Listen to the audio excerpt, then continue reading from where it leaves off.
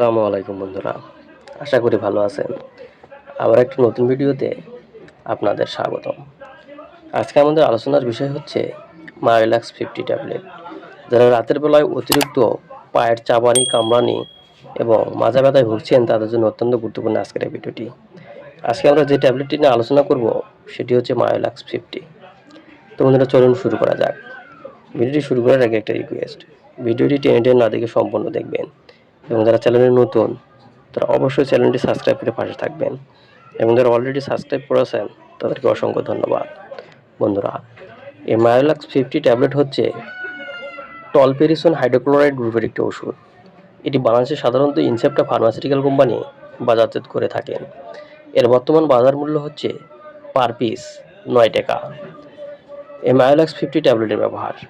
এই Myolax 50 tablet সাধারণত স্নায়ুতান্ত্রিক রোগজনিত যেমন পিরামিডাল ট্রাক্টের আঘাত, অর্থাৎ আপনার যদি আঘাতজনিত কারণে স্নায়ুর পেশিগুলো অর্থাৎ স্নায়ুর যে নার্ভ থাকে সেই নার্ভগুলো নষ্ট হয়ে যায়, এই নষ্ট হওয়ার কারণে পায়ের চাবানি, কামড়ানি, মাজা ব্যথা, কোমর ব্যথা, এছাড়াও পেশির খিঁচুনি, পেশির স্থায়ী সংকোচন, অনিয়মিততা, স্পাইরাল হরমোন চিকিৎসা ব্যবহার করা হয়।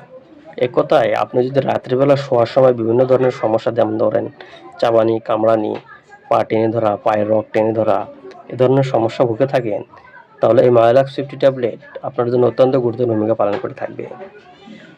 মাত্রা ও সেবনবিধি। পূর্ণবয়স্ক রোগীর প্রয়োজনীয়তা এবং সহনশীলতার উপর নির্ভর করে 50 থেকে 150 মিলিগ্রাম দৈনিক 3 বার ব্যবহার করা যেতে পারে। শিশু 3 মাস থেকে 6 বছর 45 milligram per KG body weight দিতে পারেন। প্রতি নির্দেশনা: ওষুধের যে কোনো উপাদানের প্রতি অতি সংবেদনশীল রোগীদের ক্ষেত্রে এটি ব্যবহার করা যাবে না। পার্শ্ব প্রতিক্রিয়া, অর্থাৎ এই ওষুধ সেবনের ফলে কী কী পার্শ্ব প্রতিক্রিয়া দেখা দিতে পারে। কোনো সময় পেশির দুর্বলতা, মাথা ব্যথা, বমি ভাব, বমি এবং কদাচিৎ ক্ষেত্রে অতি সংবেদনশীল প্রতিক্রিয়া যেমন চুলকানি, ত্বকের লালচে ভাব এবং ফুসকুড়ি দেখা দিতে পারে। গর্ভাবস্থা এবং স্তন্যদানকালে ট্যাবলেট ব্যবহার করা যাবে কিনা। ডাক্তারের পরামর্শ ব্যতীত গর্ভাবস্থায় এই ট্যাবলেট ব্যবহার করা উচিত নয় এবং স্তন্যদানকালে এটি ব্যবহার করা উচিত নয়। তো বন্ধুরা, এ ছিল মায়োলাক্স ট্যাবলেট সম্পর্কে আজকের ধারণা। ভিডিওটি ভালো লাগলে লাইক, কমেন্ট এবং সাবস্ক্রাইব করতে ভুলবেন না।